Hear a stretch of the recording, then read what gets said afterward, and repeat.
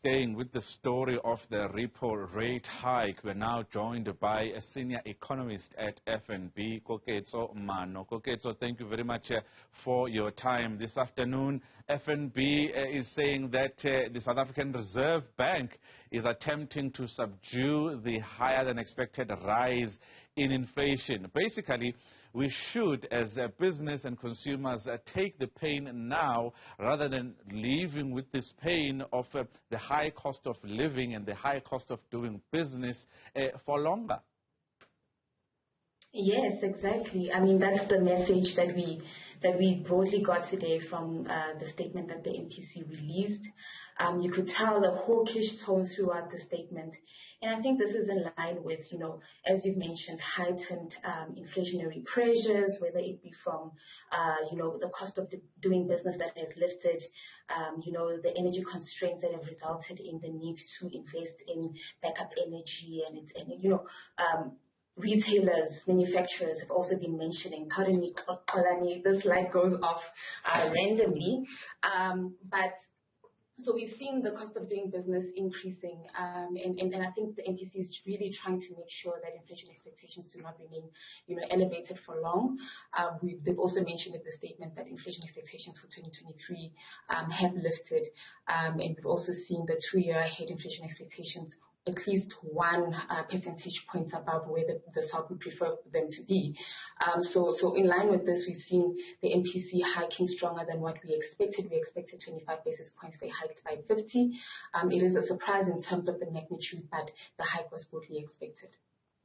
What does this mean for economic growth and in particular jobs?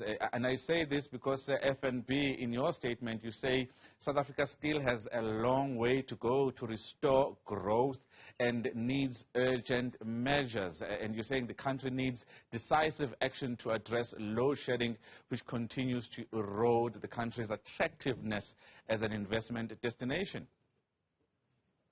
Yes. So yes, we think that it's probably still a long road to go. But FNB did also mention that, we've come up with a vast measure of solutions to try and make sure that households and businesses are also able to, invest in this backup energy that is required to make sure that South Africa does become a better investment destination. As an investor, you need to think about, the profitability of your business in a certain region, but also your ease of doing business, your ease to markets as well, your ease of access to markets as well.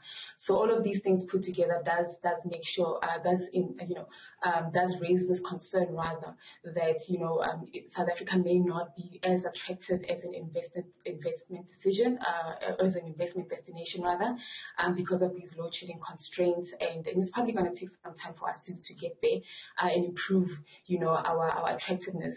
Our forecasts at current do estimate that we probably have stage 4 load shedding on average until the second half of 2024. By that time, we expect that there will be incremental investment into, supply of energy, and that potentially alleviates, the higher stages of load shedding. And only by the end of 2026 do we expect to see either negligible or no load shedding. And that's if, investment does gain traction. Okay, so the Reserve Bank Governor says that he is aware that managing inflation through rate hikes is actually a blunt instrument because it's going to eat on the disposable income. It's going to actually make sure that people who are poorer are actually struggling even more, and even middle to higher income earners are even going to struggle some more. So if not using interest rate hikes is the way to go as a blunt instrument, what other options are there? Yeah, so I mean, the other options that are there, which we regard as moral suasion, one could also, see that reflected through inflation expectations. So as the MPC really communicates strongly their commitment to that 4.5% target, and also doing what is necessary to maintain their credibility in achieving this target, that could be something that sort of works psychologically on people's minds, whether it be businesses, trade unions, and so forth, that when they make their pricing mechanisms or wage negotiations, that they keep that in mind, and also the MPC's commitment to making sure that inflation does trend back towards that 4.5%.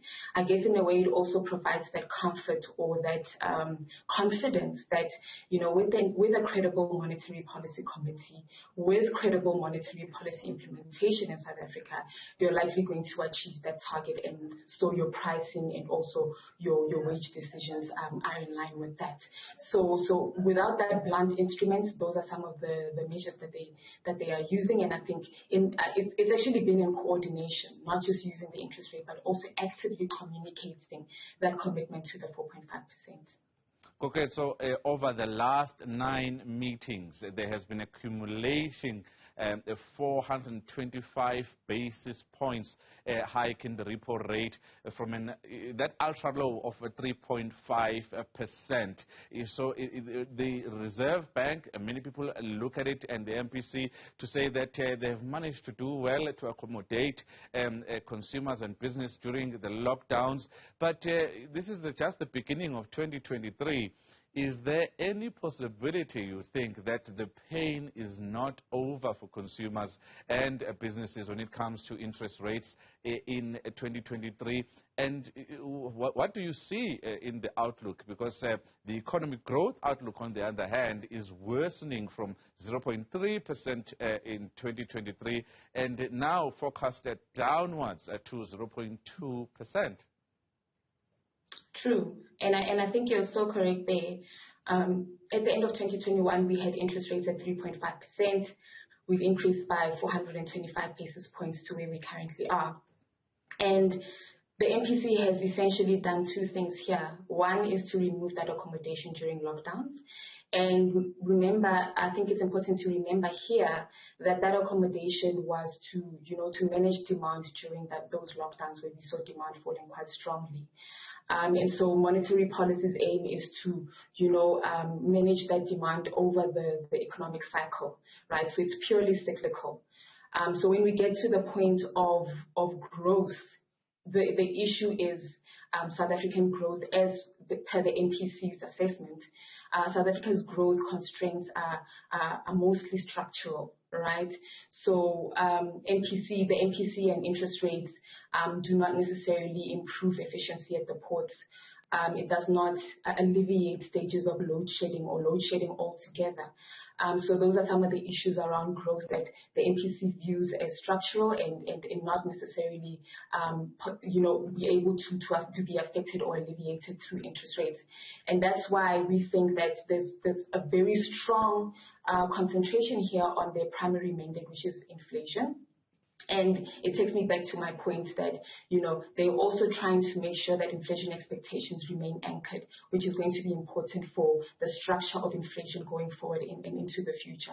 Because, Xolani, just to go back again to this growth argument, the one thing is that inflation does have an impact on the poor or people with a steady income. So income does not change accordingly with inflation or rise accordingly with inflation, or necessarily rise accordingly with inflation. But the second thing is that it can affect, activity as well. As I've mentioned earlier, as an investor, you need to think about your profitability when you invest in a country. Usually when inflation is elevated, it is volatile as well. So with volatile inflation, that affects your planning, that affects your projections on your profitability, and it can affect your willingness to invest or to spend. So essentially inflation becomes a problem not just for us as individuals, but for our economic activity, broad-based economic activity as well. So in the MPC, ensuring that inflation remains anchored, in implementing inflation targeting, they do that with the view of balanced and sustainable growth, and it's actually in support of balanced and sustainable growth, and that is the thesis that they are working with. So those are just some of the considerations to keep in mind. Now, when we think about the future, as I mentioned earlier, we did see a lower magnitude of hikes, but we saw a hike nonetheless.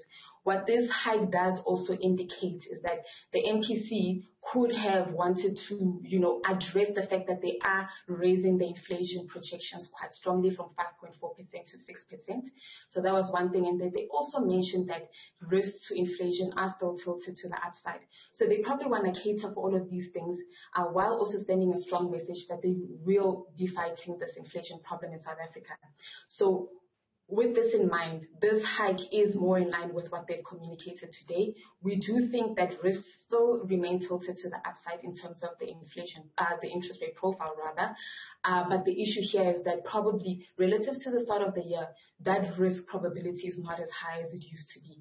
So we still think that probably this could be the hike, the final hike, the terminal rate, but risks here are tilted to the upside depending on what happens on inflation and also how advanced market monetary policy behaves going forward. Koketso Mano is a senior economist at FNB. She says this could be the last hike, but it depends on a number of factors. Thank you very much for your time.